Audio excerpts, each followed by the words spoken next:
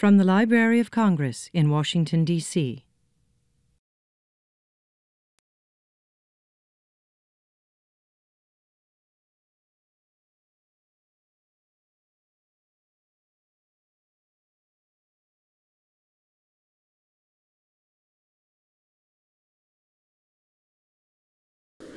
Good afternoon. Friends of the Library of Congress, students, staff, everyone who is joining us live on the Library of Congress's YouTube channel. I'm Colonel Karen Lloyd. I'm the director of the Veterans History Project here at the Library of Congress. Thank you for taking time out of your busy schedules to come see New York Times bestselling author Liza Mundy, who's going to discuss her book, Code Girls, The Untold Story of American Women Codebreakers of World War II. As many of you know, we were planning to hold this event at the beginning of the month. Mother Nature intervened. So we are here a few weeks later and more determined than ever to shine a spotlight on women who have made major contributions to our society. We know that it's never too late to celebrate the accomplishments of women, and I'd like to thank the Librarian of Congress, Dr. Carla Hayden, and her entire leadership team for their commitment to helping us with this endeavor. I would also like to thank Doug Bennett for returning to Washington to be with us today. Today's events will focus not just on women, but on women veterans who raised their right hand, took an oath to support and defend our country, put on a uniform, and achieved some amazing accomplishments while enduring many sacrifices. You're going to hear their stories today, and hopefully you will learn about others in your studies or through the many resources we have here at the Library of Congress. As you do, keep in mind that there are thousands more women veterans whose names and stories may never be heard unless you reach out to the veterans in your lives and your communities to listen. Really listen to their story and then donate it to the Library of Congress. The Veterans History Project would also like to thank our co-sponsor, the library's Young Readers Center. Devoted to the reading interests of children and teens, the Young Readers Center offers young people and their families the opportunity to experience the wonders and resources of the nation's library through ongoing programs and special events. They were instrumental in helping us reach out to schools so that their students will benefit from today's talk and to develop a deeper appreciation for primary sources that are available to them here at the library, but especially the Veterans History Project. With more than 105,000 collections in our archives, the Veterans History Project collects, preserves, and most importantly, makes accessible the story of United States military veterans who served in World War I through the current conflicts, so that future generations may hear directly from those veterans and better understand their selfless service. Our collections include video and audio oral history interviews, along with original photographs, letters, military documents, diaries, journals, and two-dimensional art. We not only highlight our existing collections, but we continue to solicit volunteers like you from across the nation to gather their stories of veterans in their lives so that their first-person reminiscences, personal philosophies, and creativity are preserved for posterity. In doing so, we all better understand our history. Today's guest presenter can attest to the value of our collections because she used them when conducting research for her book. As a former longtime reporter at the Washington Post, Liza Mundy is no stranger to research. A senior fellow at New America, her exploration of issues related to women and work resulted in her emerging as one of the nation's foremost experts on the subject. She is a frequent commentator on prominent national television shows, radio, and online news outlets. She has contributed to numerous publications, including The Atlantic, Time, The New Republic, Slate, Mother Jones, and Politico. Now there's a range. In addition to Code Girls, Liza is also the author of The Richer Sex, How the New Majority of Female Breadwinners is Transforming Sex, Love, and Family, and also Michelle, a biography. After her presentation, Liza has graciously agreed to stay with us for a little while to answer questions from the audience and to sign copies of her book, which are available for purchase outside this room. Now please join me in welcoming to the podium our very special guest, Liza Mundy.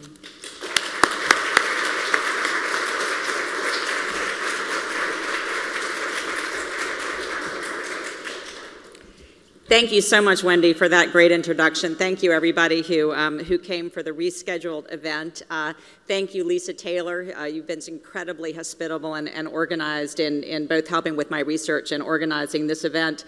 It's such a thrill to speak at the Library of Congress, obviously one of the great research institutions in the world, particularly because the Veterans History Collection here was so fundamental and crucial to my research. When I was getting started researching Code Girls, and when I was, in fact, shopping the book proposal to editors in New York, apparently one of the editors said that he thought that it was a great story, but that he felt that it might be thin beer because so much time had passed since World War II. If there were any women codebreakers out there, they would be in their mid-90s, you know, maybe wouldn't remember much, maybe there wouldn't be much of a record since it was top secret work. So I literally got up every day during my research and thought, I'll show you thin beer. And fortunately, I had the help of allies like the Veterans History Collection here. I literally just emailed through the website saying, I'm working on this book, do you have anything? I instantly got a reply from Megan Harris saying, yes, we have wonderful records, we have oral histories, we have supplementary materials. She provided me with a list of the names of women that they had taken their oral histories from, incredibly well organized. I came here for several days and listened and read to the women who had told their stories. Many of them are no longer with us, but fortunately their stories have been collected and reside here, and many of them are available digitally. And so in the end, I was able to collect almost more material than I could cope with in reporting this book, both from living women and from wonderful archival resources like this collection, and able to substantiate the recollections of women who are still alive with the paper record, with oral histories of other women and other supplementary information. So I'm so grateful to this institution for facilitating research, for making American history accessible to researchers, to citizens, to everybody, and then for holding events like this where we can continue to get the message out, and for supporting authors, which is very important.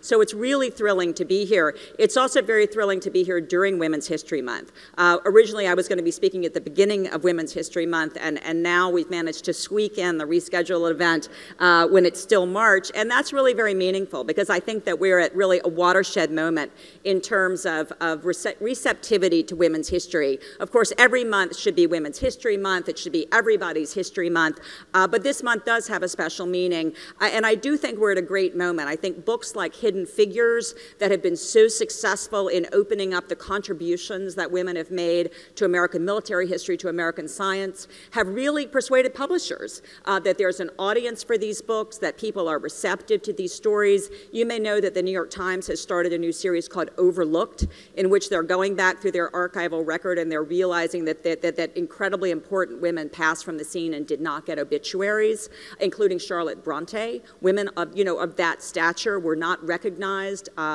during their time, and so the New York Times has this great new series in which they're going back and they're providing the obituaries of women who should have gotten recognition in their time. And I feel as though the publishing industry is doing the same thing today, and so it's thrilling to be part of it.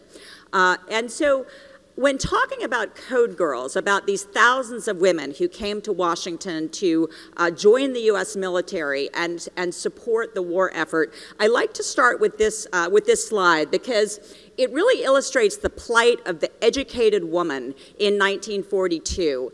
This photo shows the May Court at Goucher College in the spring of 1942. Some of you may know Goucher College back then was an all-girls school. The women who went there were called Goucher Girls, and located in downtown Baltimore, D.C. It's now a coeducational university in suburban Towson, but at the time it was a city school. Many of the young women who attended there were city girls who grew up in Baltimore, who walked to classes, in some cases couldn't afford to board because, of course, they had grown up during the Depression, and who were very, very devoted and motivated to get a great four-year liberal arts education. Goucher was a very well-respected university. Its dean Dorothy Stimson was a noted expert on Copernicus. The English professor Ola Winslow was the first American woman to win a Pulitzer Prize for biography. So top-notch faculty, very tough school. And these young women were even more unusual than they would have known, because at this time in American life, only 4% of American women attained a 4-year college degree.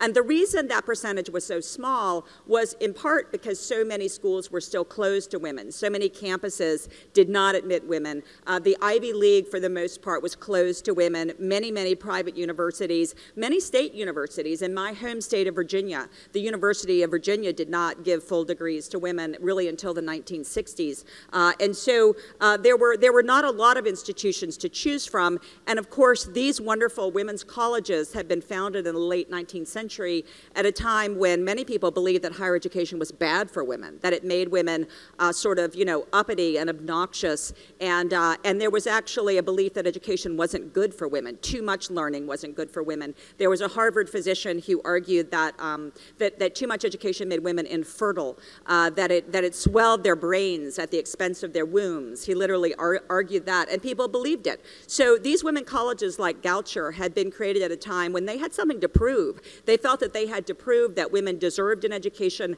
that it was worth educating women, and that it was good for women to be educated. But of course, another reason that the numbers were so small is that families realized that there was not an economic payoff to educating a daughter the way that there was for a son, because the professional fields open to educated women were so limited. If you were a woman who was motivated to become a doctor or a lawyer or an architect or a businesswoman or an engineer or a scientist, you would be lucky to find a spot in a graduate school. Many graduate schools were closed to women. Many fields were virtually closed to women. And so the only job you could expect graduating from a fine college really reliably was teaching school. And that's great if you want to be a school teacher. But if there's another field that you're interested in, then it presents a very narrow field of endeavor for women. And even then, only until you get married can you expect a school teaching job. Back then, there was something called a marriage bar. And so if a woman got married, she was required to quit teaching, and to stay home with her husband and her family. So there wasn't a great economic payoff to getting a college degree for women. And parents, again, coming out of the Depression, they made that calculation. Now, of course, the other reason for a woman to go to college, for which there might be an economic payoff, was to get the proverbial MRS degree, which was a thing back then. The idea that if you went to college, then you could date men at neighboring men's schools, you could marry a man from a good family or with good prospects, and you could get yourself situated in life. Maybe you would teach for a couple of years to put him through law school or whatever, but that there would be an economic payoff to marriage. And so these young women who were academically motivated, who were very challenged by their classes, were also very pressured, particularly in their senior year, to get engaged, to get that ring, to have their future assured. And so these schools had ceremonies like the May Court. Now, as far as I can tell, the May Court was some sort of remnant of a pagan fertility ritual in which the young women, selected presumably because of their beauty or their personality or their family or their academic standing, would be elected to the May Court. You see the Queen up there in the chair, and they would be sort of symbolically ushered into the marriage market. And all of the women's colleges had rituals like this. Wellesley College in Massachusetts had the senior class hoop roll. And the legend of the hoop roll was that the winner would be the class's first bride. So that was the great distinction. And and I interviewed many of these women, and they remember the intense pressure to get married at the time. And Wellesley actually had a section of the yearbook that listed women and their engagements and who they were engaged to, as well as women who had gotten married even before graduating and had left college in many cases in order to get married. So again, that gives you a sense of how hard these women had worked to get their schooling, but the sort of the very limited field of life prospects that they were looking at upon graduation. But what I love about this particular photo is that unbeknownst to anybody, including their colleagues on the platform. Two of these women, this is Jacqueline Jenkins, that was her name at the time. Later on when she married, she would be Jacqueline Jenkins Nye, the mother of Bill Nye, the science guy. So you can get a sense of her intellectual chops, as well as her friend Gwyneth Gaminder. These two young women had already been secretly selected and tapped by the US Navy, and they were receiving training in cryptanalysis, which was a field that they would never have heard of, that nobody had ever heard of. They were receiving weekly instruction in a locked classroom at the top of Goucher Hall, taught by Ola Winslow, the English teacher who doubtless was only maybe a chapter ahead in the correspondence course that the US Navy had compiled to teach them this arcane field that had been around since the time of Julius Caesar, or probably since the time that human beings learned to write or communicate at all, because, you know, it is sort of human instinct to send secret communications to somebody who you have an urgent message for and not have anybody else be able to listen in. And so this field had been around really for centuries, but not so much in the United States, and nobody really in the mainstream had heard of it. And so they were being taught all of a sudden in great secrecy. They couldn't tell their brothers, their boyfriends, their family members, they couldn't tell their roommates what they were doing. They were learning how to take frequency counts. They were learning the behavior of letters in the English language and the French language. They were learning how alphabets could be scrambled, tables could be constructed in order to disguise secret communications. And the reason that that was happening, of course, was because in December of 1941, on December 7th, the Pacific Fleet had been attacked at Pearl Harbor. It was a great shock and surprise to the nation, to the world. It was a surprise attack. We hadn't seen it coming. We lost thousands of young American servicemen. And so we were launched formally into World War II. World War II, of course, had been raging in Europe for several years. We knew that we were going to join the fighting at some point, but we didn't know that it was going to happen abruptly after December 7th. The next day, of course, Congress declares war on Japan. 3 days later, Germany declares war on us. And all of a sudden, the U.S. is launched into what was called total war. All the young men signed up to fight. Japan thought that the attack at Pearl Harbor would bring us to our knees, that it would demoralize us, that we would allow them to keep the holdings in the Pacific that they were conquering, even as they were bombing Pearl Harbor. And it had the opposite effect on the American public. You know, we rose up in arms. Every family was determined to contribute to the war effort. Every young man wanted to be in military uniform. And all of a sudden, all the young men were shipping out to the Pacific, to islands, you know, that most Americans had never heard of, to the European theater. Men were suddenly on convoys going to Europe. It was just an evacuation of the men. So at the same time that suddenly we're going to be fighting these battles, you know, strung out thousands of miles around the world, we know that we have no intelligence agencies. We have no way of knowing when there's going to be another enemy attack, where the enemy is located, if we want to attack. It's very hard to sort of believe this in the day and time when we have 17 intelligence agencies in Washington, D.C. We had none of those when we were entering World War II. When we needed intelligence more than we ever had, we didn't have a CIA, we didn't have an NSA, we didn't have a director of national intelligence. You know, we have intelligence agencies now whose job is to oversee other intelligence agencies. We didn't have anything like that back then. And of course, we would form the OSS very quickly and begin to build a spy network overseas. But the one thing we could do right away is ramp up our ability to intercept the radio signals, the encrypted and encoded radio signals that military commanders, that politicians, that diplomats were sending through the airwaves. You know, thousands of messages on a daily basis, announcing their whereabouts, announcing their plans, discussing their strategy. All of this was traveling through the airwaves, typically by radio, sometimes by telegraph, sent by Morse code, and encrypted, the same way that our incessant internet messages that we send every day, our texts, our emails, our Instagrams, our tweets, are often encrypted. That was what was happening as all of these militaries were strung out all over the world. So Admiral Donitz, who is commanding his U-boat fleet, commanding each U-boat individually, is sending messages to those boats every day. We want to learn how to snatch those those signals and break them. We had had very small code-breaking operations, the U.S. Army and the U.S. Navy, before the war, so we need to scale up, basically. We need to scale those operations in a massive way at exactly the time that the educated young men that the military normally would have turned to do this work were suddenly unavailable because they were fighting. And so the U.S. military makes a decision. If the educated young men are unavailable to us, let's give the women a chance. Let's open up some fields of endeavor to smart, motivated women. And so when I was doing my work also at the National Archives in College Park, which is a wonderful research facility, and it's the opposite of thin beer, I can assure you. There are thousands and thousands of records at the National Archives. I found this one, in which some bureaucrat at the U.S. Navy got the bright idea.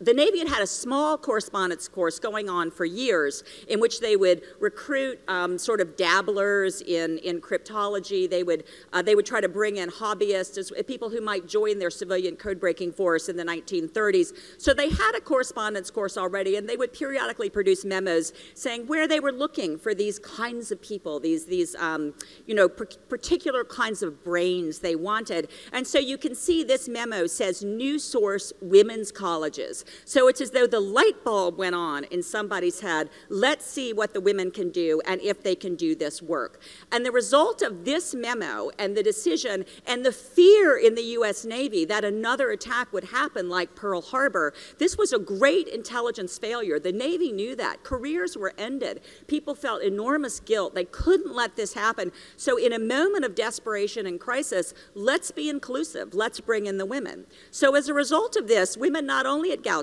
but at the Seven Sisters colleges in the Northeast, on the northeastern seaboard, the sort of elite women's colleges that were seen by the Navy as the counterpart to the male Ivy League, senior women who were identified by their deans and their professors, often math professors and astronomy professors, would identify young women who were talented at math, at science, at languages, but who also showed grit, who showed persistence, who showed the willingness to overcome frustration. They would secretly tap these women who would be called in to their great surprise and would be asked two questions. Do you like crossword puzzles, and are you engaged to be married? And if they answered yes to the first and no to the second, they would be invited to take this secret naval cryptanalytic training course, again, in great secrecy during the course of their senior year.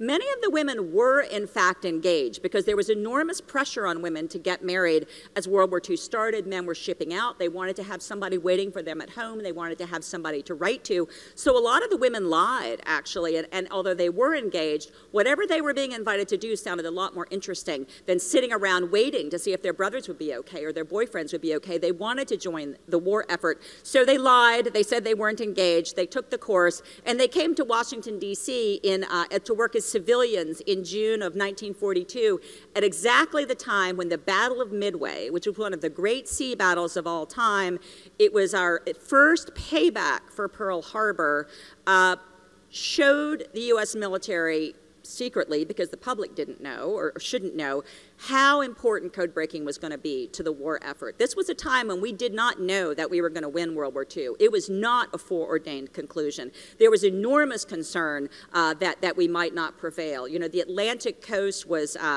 besieged by U-boats.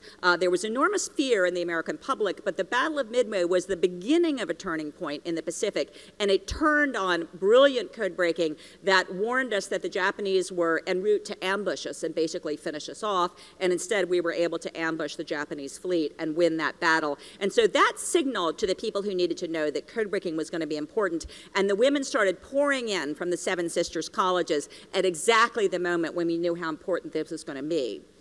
But meanwhile, the U.S. Army also needs to compete for educated women, because the setup at our entry into the war is that the UK has lead code-breaking responsibility for the Atlantic Ocean and the European theater. So if you've seen The Imitation Game, you've heard of the other great code-breaking success, which is our breaking of the Enigma cipher, England's breaking of the Enigma cipher, and the ability to read the German messages that they were controlling the U-boats, as well as the movements of the Air Force and the Army. So when we enter the war, we have a vested stake in the Atlantic as well, because we're sending our boys on convoys through the Atlantic, which is riddled with U-boats. So we care, but we're going to be the junior partner in that code-breaking effort. But meanwhile, we have lead and really sole code-breaking responsibility in the vast, vast Pacific Ocean. So the U.S. Navy, which has just recruited the women from the Seven Sisters School and Goucher and other schools, is going to be working primarily the Japanese Naval Fleet Code, which is the major code system that is being used by the Japanese Navy. But the Japanese Army has a completely different system, and they're now spread out all over the Pacific. They've taken the Philippines, they've taken islands around the Pacific, land masses, and again, they're communicating through signals. And our U.S. Army has responsibility for those signal systems, and they need to recruit women as well. So they make a different calculation. They figure, okay, our competitors in the U.S. Navy have the Eastern Seaboard, and so we're going to compete for school teachers. We're going to turn to teaching colleges, which were the other institutions that existed to educate women. So, for example, Dorothy Romali, who I interviewed for my book, was at Indiana State Teachers College in Indiana, Pennsylvania. She had grown up in rural Pennsylvania. She wanted to be a math teacher. That was an ambitious aspiration for a woman because women were not encouraged to go into math. They were sometimes not hired as teachers, but that's what she wanted to do. That was her passion. And she was called in by the Dean of Women and invited to take the Army's secret cryptanalytic training course.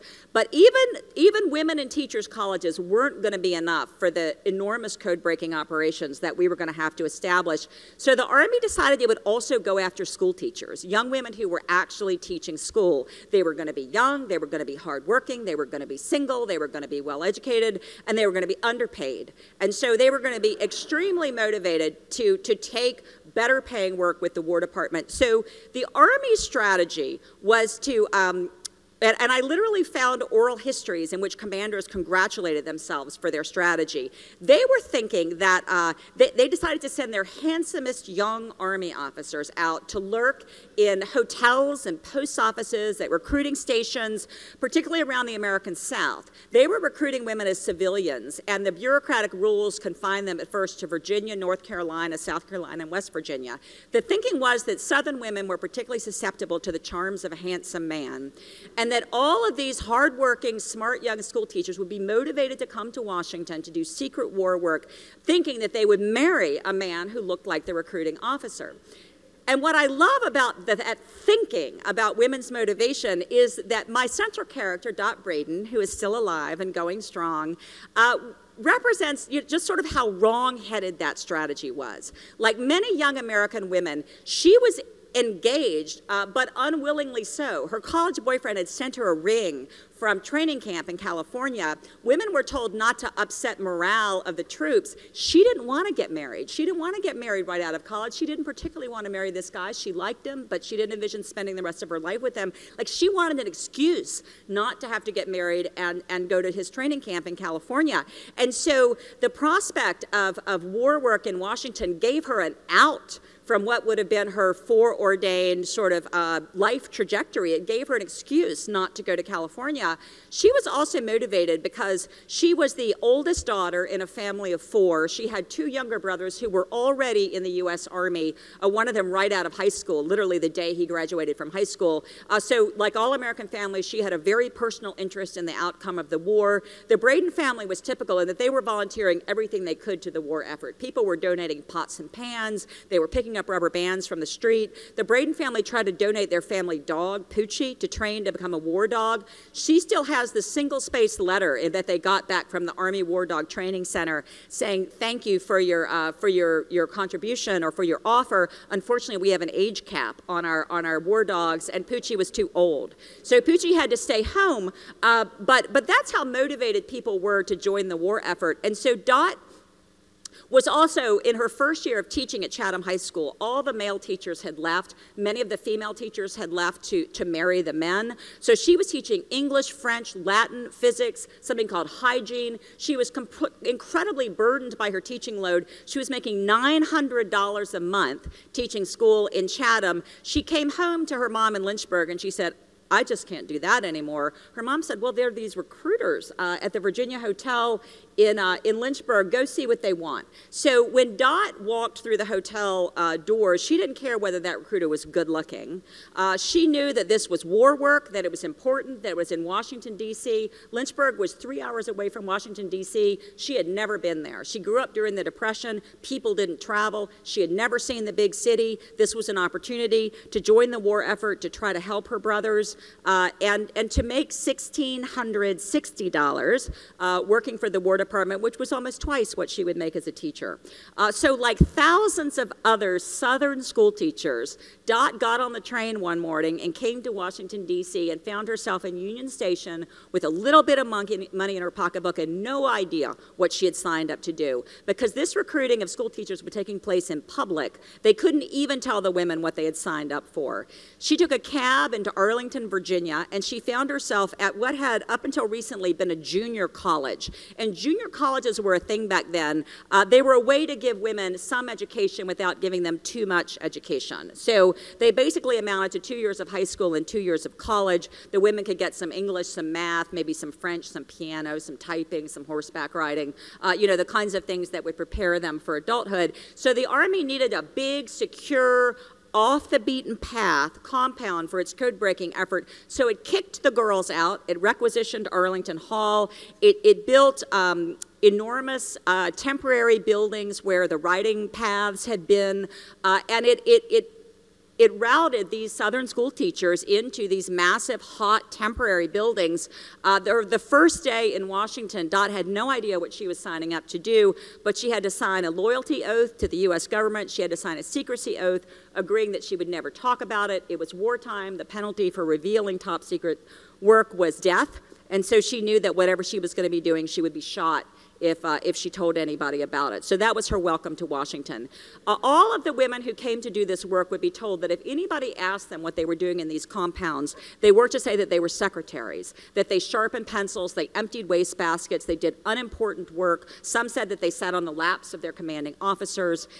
Everybody believed that because they were women. The work they were doing had to be trivial. And so in that way, they were the ideal intelligence officers of the time because people just assumed that whatever they were doing inside these top secret compounds, it couldn't be really important to the war effort. But instead, Dot joined classrooms where school teachers were very hastily instructed, in this case in the geography of Asia. These are women who would be receiving the messages that we intercepted from the Pacific. We would encrypt them with our own encryption, send them to Arlington Hall. We would strip out the American encryption, and then school teachers like Dot would get started on the messages. This is the room that Dot would have worked in. You can see all of these young women working at tables. She still has a hard time believing that she had joined what would be the third of the three most important code-breaking triumphs of World War II. So one of them was the Battle of Midway, one of them was breaking of the Enigma cipher, but the third, which doesn't get as much attention because it's not like a single dramatic moment, was our relentless sinking of the ships that were supplying the Japanese army all around the Pacific. The Japanese were on islands for the most part. They had to be regularly supplied with water, with food, with fuel, with medicine, with spare airplane parts, with reinforcement troops. All of that was brought by ship. Those ships were sending messages every day saying where they were coming from, where they were going to. It was a complicated system called an enciphered code system. A word like Maru for supply ship would be rendered as a 4-digit code group. Another 4 digits would be added to that to change the numbers. That was an early form of encryption, and that would be sent by Morse code through the airwaves. We would snatch that out of the air. The school teachers would start stripping out that encryption, stripping out the extraneous numbers to get down to the code group, and then trying to figure out what they meant. Because they did their work so well, because they did it so rapidly, Dot remembers running to get the messages to the next stage. We were able to sink thousands of supply ships. The information in the messages would be sent to American submarine commanders who would be waiting when the supply ships appeared. They were relentlessly sunk, and the result of that was that most Japanese Army deaths were the result of starvation and disease. That's how well the school teachers did their job. Dot remembers that she would get the message along as far as she could, and she would take it to a woman called the overlapper. And she was very nervous about speaking that word because the women were told never to even utter certain words on the streets of Washington. Overlap was a term of art, and if they spoke it on the street, maybe somebody from the Axis would overhear. So when I did my interview with her, or my many interviews with her, she had never even used the word overlapper, and she felt uneasy about saying it even now. But what she remembered, and this is one of my favorite parts of the story, is that the overlapper was a woman named Miriam, and she was from New York City, because there were women who were recruited from northern colleges as well. And Dot remembers Miriam as being the most condescending northerner she had ever met. And I'm from the same part of Virginia that Dot is, so I somewhat identified with this part of the story, I have to admit. And she recalled that Miriam would make fun of her accent, would make fun of her southern accent. And it's true that at Arlington Hall, you know, even as American GIs were going all over the world, at great peril and risk to their lives, they were seeing the South Pacific, they were seeing Paris, these women were coming together, they were seeing Washington, and they were meeting women from other parts of the country.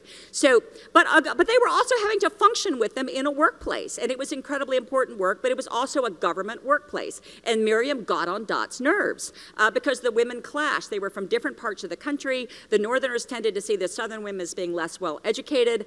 There were also men working at the code-breaking facility who were too old for the fighting, so there were many distinguished men from publishing circles in New York City who came down to work in the code-breaking operation as well. And one of them referred to the Southern women as the jewels. And the reason he called them that was because he felt so many Southern women were named Opal or Pearl or Ruby or Emerald.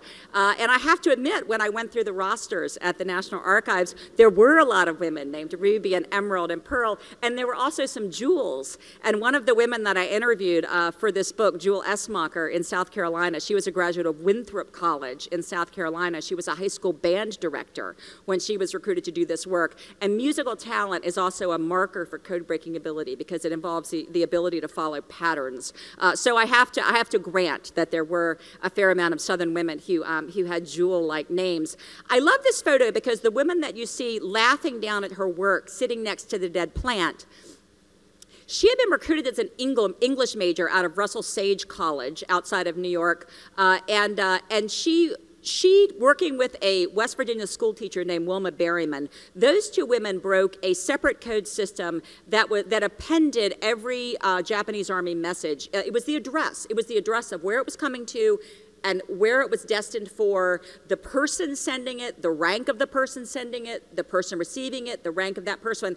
A vast amount of useful information for our military to have because we want to know where the Japanese are, where they're going to, who they're communicating with. If a flurry of messages is going to a new location, maybe something is being planned. So thanks to their breaking of that particular message system, we were able to provide the Pentagon every day with something called order of battle that showed where the Japanese Army was located and where new messages were being sent to. So that was incredibly important intelligence. These women were generating intelligence that the Pentagon was actually breathing down their neck to get that order of battle report every day.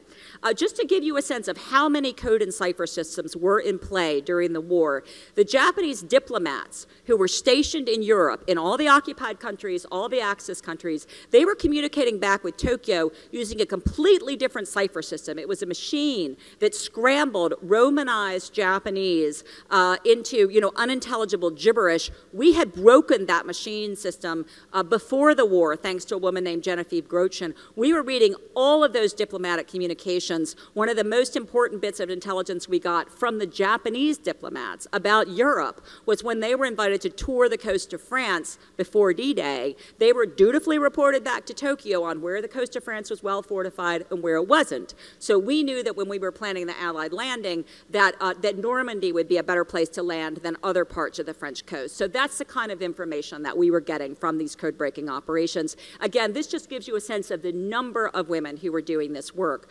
There was also an African-American code-breaking unit at Arlington Hall. The U.S. Army was segregated during World War II, so the code-breaking operation was segregated as well. This was a secret unit. A lot of the white workers didn't even know about it, but this group of very well-educated, very dedicated, probably former school teachers who had attained their education in a segregated U.S. education system were lending their talents to breaking the codes and ciphers of the private sector. So just as banks and companies today encrypt all of their financial communication when they send it over the internet, So too were they doing that back then. This unit was reading the codes and ciphers of banks and companies to see who was doing business with Hitler, who was doing business with Japanese companies like Mitsubishi, because of course they weren't supposed to be doing that. So this was very important work, and this was a very unsung unit. They were also doing early cybersecurity, looking for to make sure that our encrypted traffic that we were sending was more secure than the code systems that we were reading. They were also planning deception programs, creating something called dummy traffic that would persuade the enemy, just because of the signals we were sending, would persuade the enemy that we had troop stations where none existed. And again, before the D-Day landings, this dummy traffic persuaded the Germans that we had Allied troops ready to invade Calais. So they thought the main landing was going to come in Calais. So meanwhile, during World War II, this is the tipping point. This is the first really major experiment with admitting women into the military. And the decision was made in 1942 to admit women into the Army and also to admit women into the Navy. It was a hard-fought battle. Many of the deans and professors at the women colleges really pressed the Navy to admit young women. They saw this as an opportunity, again, to expand opportunities for their graduates. So the women who came to Washington, you saw them in those frilly dresses at the beginning. They were ultimately, the Navy wanted its female codebreakers to be subject to military discipline and the military hierarchy. So they were trained to become naval officers. So you can see them here. Actually, they're crossing Nebraska Avenue. The Navy also needed a lot more space than it had had downtown, so it commandeered Mount Vernon Seminary, which was on Nebraska Avenue, where Department of Homeland Security is now. Kicked those girls out. The girls had to take classes at Garfinkel's department store while they were finding a place to study. And they set up a massive code-breaking operation. The women were housed in barracks near American University. You can see them crossing the street. So this was a great moment for women to join the military. It was also a moment when women who had not had the benefit of a college education could enlist as ordinary seamen. And when they took their aptitude tests, if they tested high for ability, and for the sort of the right kind of intellectual skills like math and languages, they would be secretly routed into the code-breaking operations. So again, this was a great coming together of women from all over the country, women from Colorado. The Navy was looking for librarians, people who knew how to keep great records.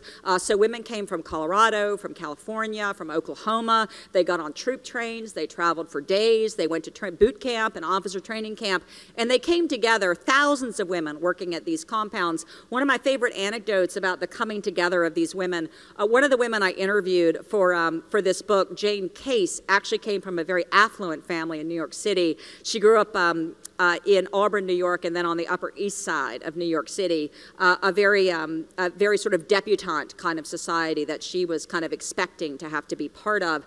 When the war started, she again wanted to do anything she could. She desperately wanted to enlist in the U.S. Navy. Her parents didn't want her to. There was a lot of stigma at first associated with these women. They were considered to be bad women. There were whisper campaigns against them. The thinking was that they were being put into the military to service the men sexually. And so some parents didn't want their daughters joining up, but Jane was determined.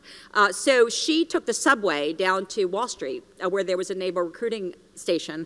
She expected that she would go in with an officer, because she came from such an upper-class family, and she knew she'd have to pass an eye exam. So she was very, very nearsighted, and she had memorized the eye chart in order to make it through the eye exam. She slipped her spectacles in her pocket, and she did make it through the eye exam, but she didn't know that there were going to be a lot of other medical stations, including a gynecological exam, which was a shock for a lot of the women. But there was also a physical exam, and men at the time were forced to undergo a group naked physical to join the Navy. The Navy was trying to figure out whether, it should sort of do the same things for women that it was doing for men. So the women had a naked group physical as well. And Jane still remembers the shock of being told to disrobe, and then she remembers that a petty officer drew the number 9 between her breasts and said, okay, go stand between 8 and 10. And she had never seen another woman without her clothes on, and because she was so nearsighted, she not only had to look, she had to really peer in order to figure out where she was supposed to stand. So she remembers that fondly as sort of, you're in the Navy now, and this was something quite different than the debutante society she had been raised to. And when she lived, and she also found that she had gone to music school after graduating from high school. The Navy didn't consider that to be the equivalent of 2 years of college, so she went in as an ordinary seaman. She went in as an enlisted woman, and because of her ability with math, her dad was a physicist, and because of her chops, she was routed routed into the code-breaking operation as well, and she loved it. Her first roommate was from the Midwest, and her dad was an undertaker and gave his daughter a music box in the shape of a casket. And so that was Jane's introduction to sort of other American decorating schemes that she had not grown up with. So the Navy women worked at this huge compound. I found these photographs in the National Archives just kind of swimming around in files. As you can see, I had to get them declassified. But they're wonderful photos of the interior of the Navy code-breaking unit. The women were working the Japanese Naval Fleet Code. You can see on the table massive stacks of Japanese messages. Jane remembered we could tell what was happening in the Pacific because the stack would get larger. They had to make decisions about which messages were important. They had to push them along as fast as they could. They, too, had to strip out numerical encipherment called additives in order to get down to the code groups.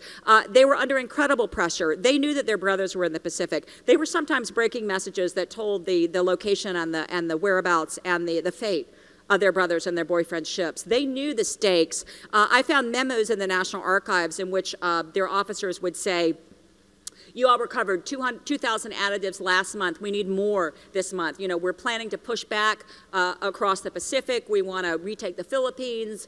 This work is incredibly important. We need to know where the enemy is. And so we need you all to work harder and faster. And I would see memos congratulating them for not only meeting their quota, but for exceeding it. So this will show you, this is one of the worksheets. The Japanese Naval Fleet Code was a 5-digit enciphered code system. I just love these worksheets. Again, they're swimming in files in the National Archives, but they give you a sense of the brain work that the women had to do in order to recover these additives. I also love this table. Again, it shows you how many different code systems there were. This was a completely different system. It was a lesser system that the Japanese Navy, sort of an ad hoc system they set up. Completely different. It was letters, not numbers. There was a group of women from Wellesley who were assigned to work the inter-island cipher. It had a key that changed every month, and they had to break back into the system. They had to determine the new key that was being used to sort of control the system every month. And they got so good at that. And I found records talking about how good they were at that, that they could sort of work really hard for 4 or 5 days and then go a little bit on autopilot for the rest of the month. And you have to remember that these women were living unchaperoned for the first time in their lives in Washington, D.C. There was a lot of alcohol in Washington during World War II. And if the women were naval officers, they could live in group houses. They didn't have to live in barracks. So they could have parties. And the Wellesley women had big blowouts. And I found an oral history of their commanding officer who very much admired their intelligence, but also admired their partying spirits. He would remember that one of the mathematicians in particular, a math major from Wellesley, would come to him and ask when she could have her next big party. And he would look at the wall map and he would say, okay, the key is going to change at X day of the month. You can have your party 2 weeks before that because then you can recover from your hangovers for 2 weeks before you have to really apply your intellect. But again, to give you a sense of the stakes, in April of 1942, we received messages in the Pacific saying that Admiral Yamamoto, who commanded the Japanese naval fleet and was the mastermind of Pearl Harbor, was going to be making an inspection tour of the Solomon Islands. The Inter-Island Cipher was part of this set of communications. Men in the Pacific, American men in the Pacific, got busy on the Naval Fleet Code messages. These women got busy on the Inter-Island Cipher. They put together his exact itinerary down to the minute so that we were able to send planes up and shoot his plane out of the air and basically make the decision to assassinate an enemy commander. And the women remembered that that cheering went up in the naval code-breaking compound when they knew that the admiral's plane had been shot down. Of course, the American public and the Japanese could not know that it happened as a result of code-breaking, but the women knew.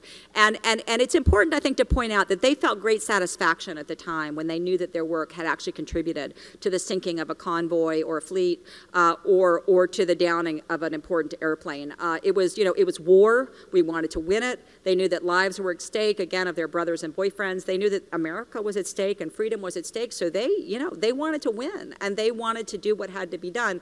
Later on in their lives, they would come to have more complex feelings about the lethal work that they were part of. But at the time, there were no second thoughts. So just to quickly point out, we eventually really became the senior partner in the breaking of the Enigma cipher that Admiral Donitz was using to command his U-boats. The Germans suspected that we were reading their code system. They changed the Enigma machine that was being used by the U-boats. They added an extra rotor that scrambled the messages even more than they had been scrambled before. And so the American industrial resources had to get involved to build these giant machines that could handle a 4-rotor Enigma machine. The old one had been 3 rotors, and now we needed sort of more heavy-duty, faster machines. And so the Americans designed and built these machines that were secretly transported, again, to the naval code-breaking compound. For me, one of the most moving, and ultimately it was really women who were working the German Enigma cipher system. It involved a lot of math. It involved designing early computer menus in order to break into those messages. And one of the most moving chapters to me of the book was when the women joined the midnight watch on the night of June 6th, early morning June 5th, and then going into June 6th. They knew that the D-Day landings were going to happen. They didn't know when they were going to happen. It was a full moon. They assumed that that was not ideal for a secret Allied landing, so they thought it wasn't going to happen on the 6th. But they remembered that at about 1:30 in the morning our time, they started getting messages. You know, the machines started spinning, the Germans started chattering, and it was, they were experiencing, these women were experiencing the D-Day landings from the point of view of the Germans. And the first messages were basically German, officers seeing thousands and thousands of Allied ships on the horizon saying, oh my God, the landing is happening and it's happening in Normandy. And so the women remembered all that night just working as fast as they could to break the German messages. So they were in the unique position of experiencing the D-Day landing from the point of view of the Germans who were communicating about what was going on. So they knew the landings were happening. They knew that they had brothers and boyfriends and fiancés that were making the landing.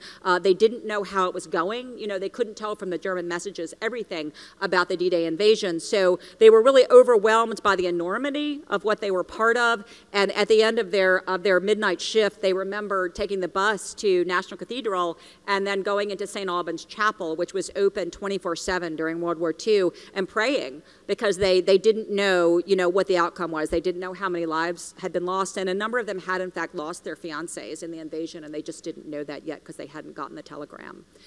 These are some photos of my central character. You can see Dot Braden behind the pole. At the same time, again, that they were doing this incredibly serious, urgent, stressful work. They were having a good time in Washington. They were writing lots of men. My central character was actually writing half a dozen men.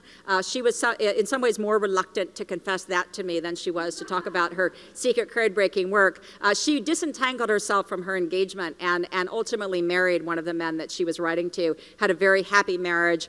She became best friends with a school teacher from Bourbon, Mississippi, Ruth Weston, an incredible mathematician who would go on to work for the NSA as a mathematician. The women remained best friends for the rest of their lives. You can see them there with their husbands.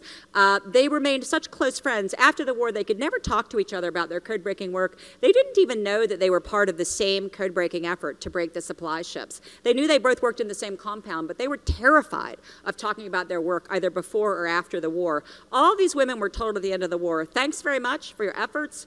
You saved thousands of lives. You shortened the war by at least a year. Now, never tell anybody what you did. And so they went into later life never talking about this work. Dot's brothers both survived the war. Both of her brothers would take jobs that involved top secret security clearances. They would get together and brag about their secret security clearances. Dot could never tell them that she also had a top secret security clearance. So that's the kind of thing that the women had to put up with for decades and decades for the rest of their lives. But they remained so close that their children for a long time thought they were cousins. Their children thought they were related to each other because they knew that these two women shared a great friendship as well as some secret about what they had done during the war. This is a group of naval enlisted women who also remained great friends after the war was over. Only one of them is still alive, Ruth Mirsky, who you can see in the striped shirt. And her email when she communicates with me is Ruth the Wave. So at 95, she's on email because they were code girls then and they're code girls now. And this work, although they couldn't talk about it for 75 years, remained so important to them that she chose that as her email address.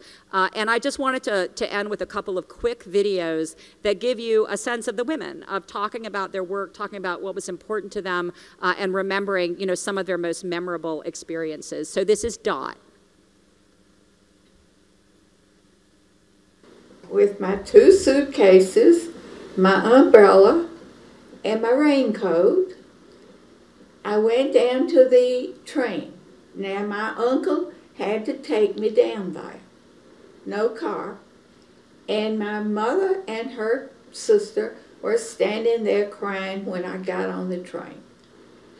I was very secure that everything was going to be just fine.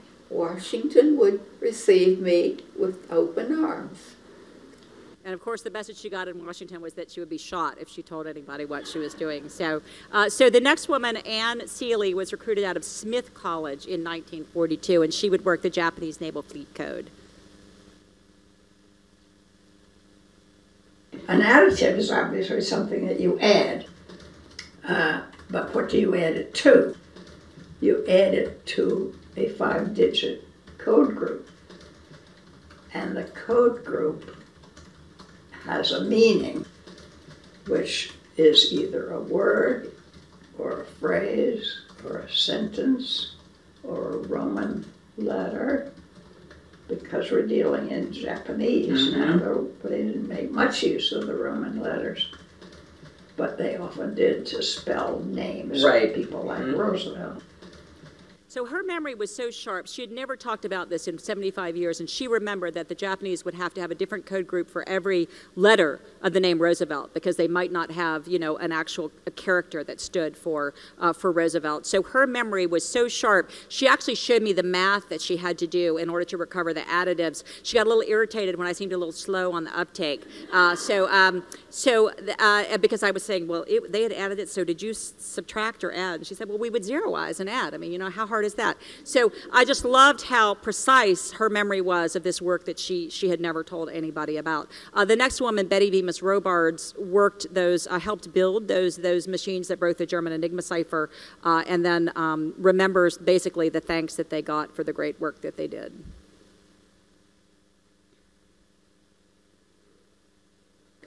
We broke the code in August of 1943. And everybody says, what did they tell you? I said, nothing. All that Commander Meter announced at supper one night, good job, girls. You did good.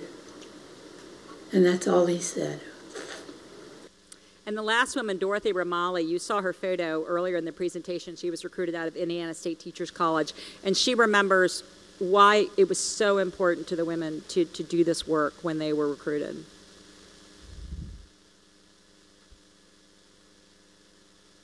A bus came, and it was at 2 o'clock in the morning that the Army sent a bus to get these, I don't know, it seemed to me it was all the men, you know, that there were no men left there in the college at that time, because they all had to go, I think, to Pittsburgh. You see, since I was taking mathematics, a lot of times I was one of maybe 2 girls that were in the classes, you see. So I knew so many of the fellows that were going on that bus.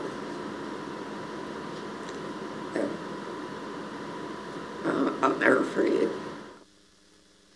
So Dorothy Romali was such a successful codebreaker that the U.S. Navy actually stole her from the U.S. Army. She was that good.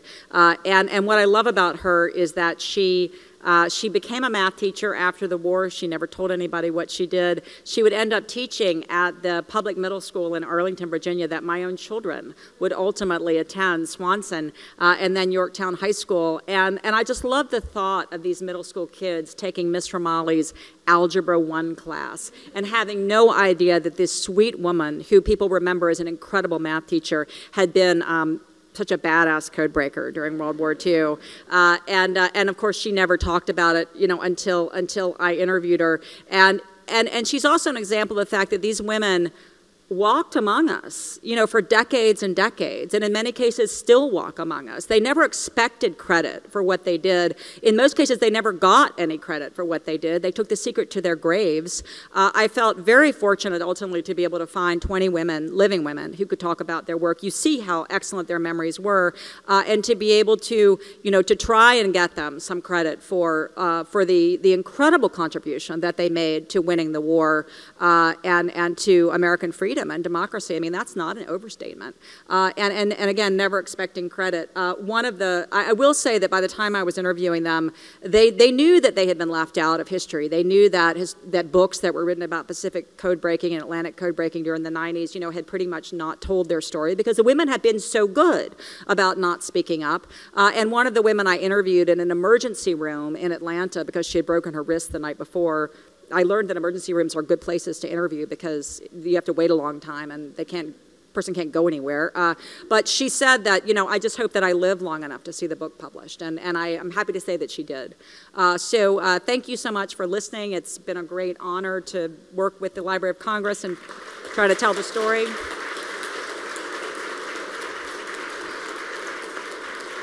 And I think we have time for a few questions. I was going to do a closing remarks and then... Oh, okay. Thank you, Liza, for bringing to light the stories of these incredible women and the contributions they made to the course of war, technology, code breaking, and cybersecurity. Because of your work using primary sources like those found at the Veterans History Project, stories like these cannot be ignored. They will forever be included in the annals of history. When we first started planning this book talk, we were thinking about how great it would be to have some of those code girls here with us today. But because they're generally in their 90s and a bit frail, we thought, well, let's do the next best thing. And Liza helped us reach out to those families and get some of those collections that we didn't have in our archives here. And in February, we received a package containing an oral history interview, photographs, and a memoir that was written by Elizabeth McClure Bennett. And her son, George Bennett Jr., when he found out what we were doing, rallied his family to collect these items and send them to us right away. In one of the emails he sent to our staff, he wrote, "My mother is still alive, but her health has been very poor over the last several years. Our family is very grateful to Liza Mundy for her great book featuring the Code Girls, and to you and the Veterans History Project for preserving the story of these remarkable women." I'm very sad to report that Mrs. Bennett passed away on the 16th of March at the ripe old age of 96. I would suggest to you she lived a good life. I understand that her family is watching live on YouTube, and her son Doug flew in from Indianapolis to be with us today. So thank you, Doug. And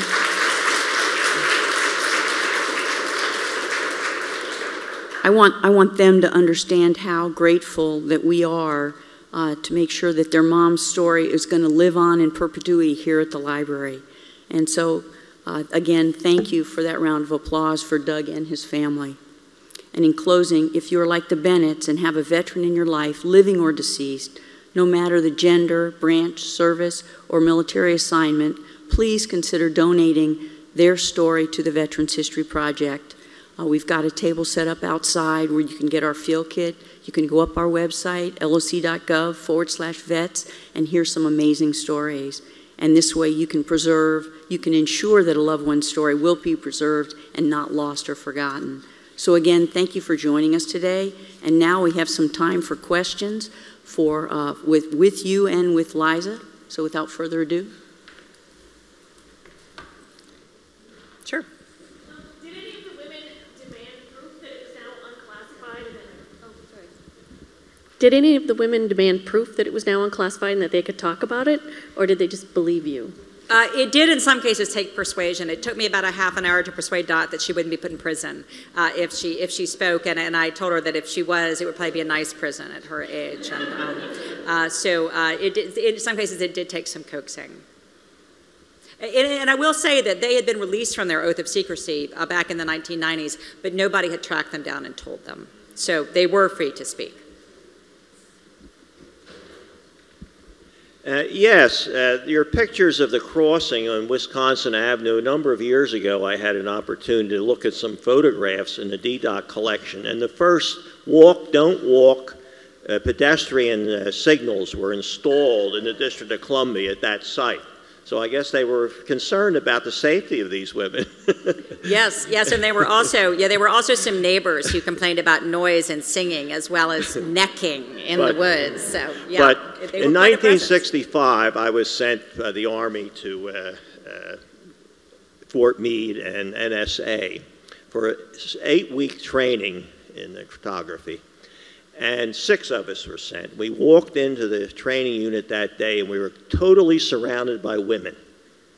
And I'm wondering if NSA is like that today, and if there are studies of women who are better wired for this type of work.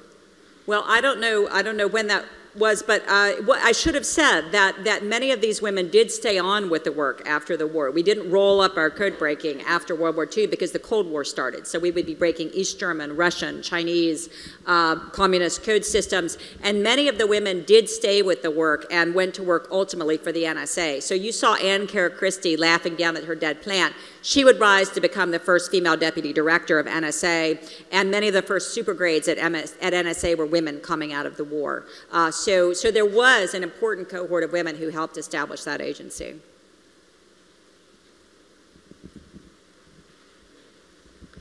I was curious, how does the Navy steal someone from the Army? And also, is that correspondence course in code breaking now public? Yes, so the correspondence courses can be found at the National Archives. I mean, they still exist as paper records. I'm sure there's an updated modern version of it, but you can find the ones from 1942. I did study them when I was trying to sort of understand how it worked. The way that the Navy stole her from the Army was it paid a little bit more money because she had a college degree, so she knew she could go into the Navy as an officer, and she could get an officer's allowance. It wasn't that the salary was more, but she could get an officer's allowance for housing, and that bit more money, $50 a month or whatever it was, enabled her to buy a car. Her other goal in life was to see all the continents in the world, which she did, but she was with her car, she was able after the war to drive to the West Coast, and that was really thrilling for her. So it's money. Hi. I just have a quick question. When an individual was given the code to break down, were they working like from a template? So they'd say, okay, if this is an X, it means B. If this is a 4, it means a Z. Or were they literally breaking down the code itself? They were breaking the message, so they would get the message and they would see the message. But there were, you know, some of the systems were numerical and they had to do math. Some of them were, they would be looking at letters. There was a lot of variation, and they had to understand that particular system and break it in real time. So the training courses that they had gotten at their colleges often really had nothing to do with the actual code systems that they had to work on. They had to really learn it on the job because there was so much innovation and change taking place during the war. Were there any women that you wanted to interview or that you wish you could have interviewed but had already passed on? Oh yes, oh yes, and that's why I was so grateful for the oral histories in collections at the Library of Congress. And it was frustrating because sometimes the oral history interviewer wouldn't ask the question that I would have liked to have known. One of the women talked about the experience of losing her husband in the D-Day landing. He was a glider pilot, and it was clearly something that she wanted to talk about. And she couldn't even go to his funeral because she was working those big machines, and they had to continue after the D-Day landing because, of course, we were going to be chasing the Germans through Europe at the Battle of the Bulge. It was very important. They wouldn't release the women from their stations, so she couldn't even go to her own husband's funeral. And I felt like that interviewer was a little bit uncomfortable talking to her about that loss because she said really that she loved him for the rest of her life. And so there were moments when I wished that obviously I could have talked to the women in person, but I was so grateful for the oral history collections.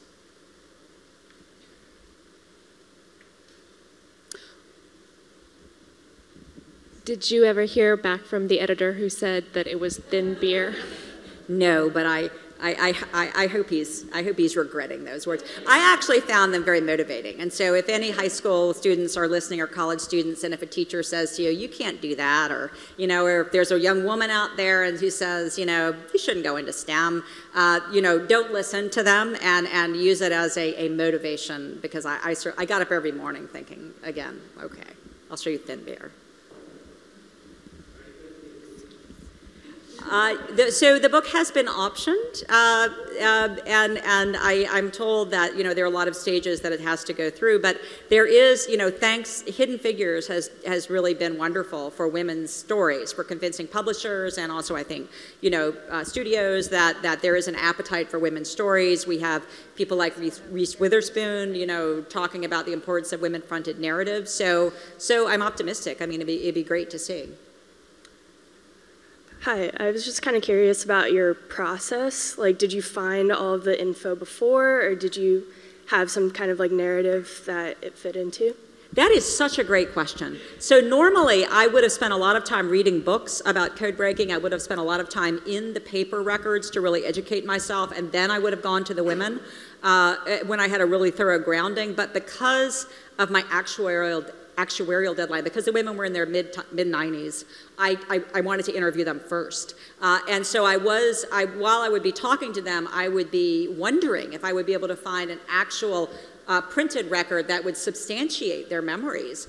And I didn't know whether it would be out there. And again, I was amazed at how much there was in the National Archives and the Library of Congress that enabled me to substantiate. You saw Anne Seeley. She remembered something called a shogoichi message, which was a noon position message. They would look for that. The Japanese naval captains would send a message saying where they were going to be at noon the next day, which is the best possible piece of information for an American submarine commander to have.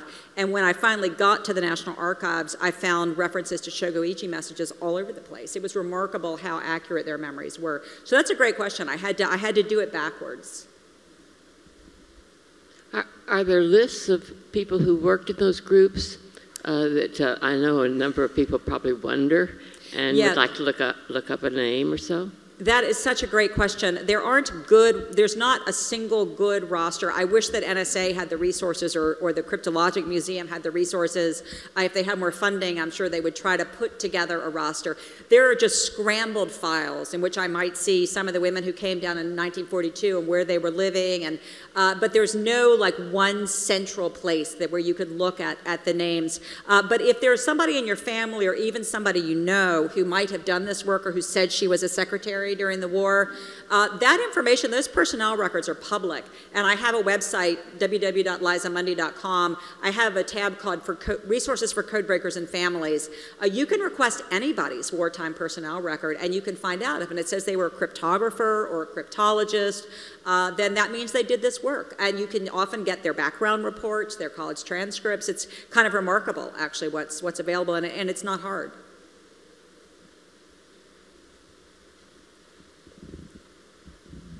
What was the seed or the idea that drew you to write this story?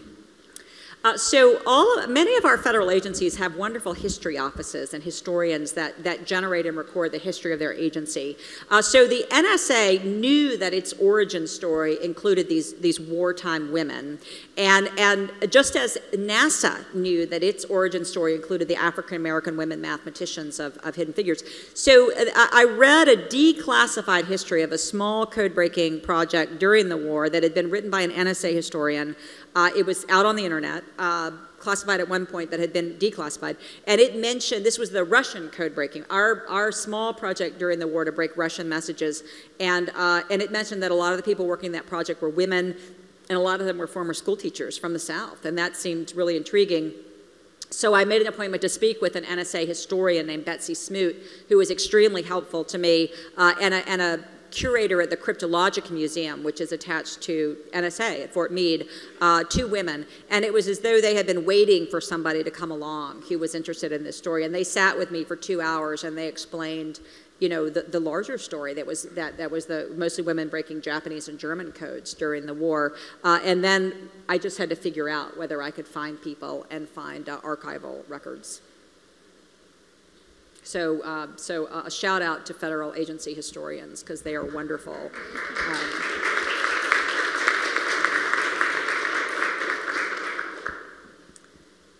So thank you so much, and I think we have some descendants of Code Girls in the audience as well, and I would just like to thank them so much for their mother's service and their family's contributions to our history.